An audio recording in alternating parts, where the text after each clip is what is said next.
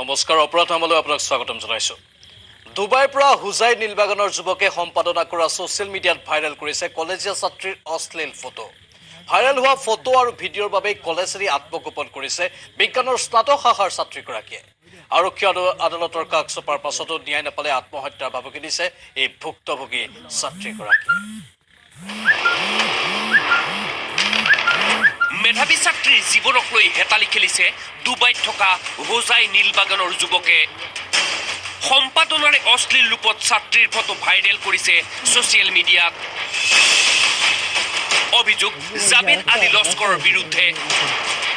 বিবাহৰ প্ৰস্তাৱ অগ্ৰাহ্য কৰাৰ বাবে এই জঘন্য পন্থা জাবেদৰ। মোৰ কাৰণে বিয়াত প্ৰস্তাৱ দিছিলে, পিছত মোৰ দেউতাই মানা কৰিছে কাৰণে সি মোৰ ফটো বেয়া তাৰ ফটো দি মোৰ ফটো জইন কৰি কিনি ভিডিঅ' আপলোড কৰিছে।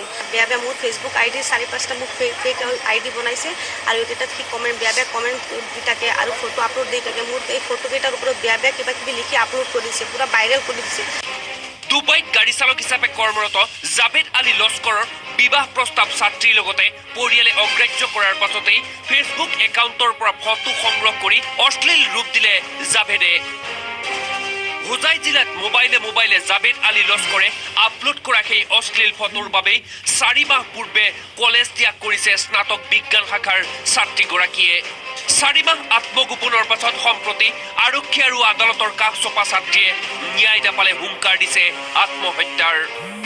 তেওঁ এনেধৰণে মানসিকভাৱে ভাগি পৰিছে। তেওঁ কৈছে যে মোৰ বাইদেউ আত্মহত্যা কৰাৰ বাহিৰে মোৰ আৰু গত্যন্তৰ নাই।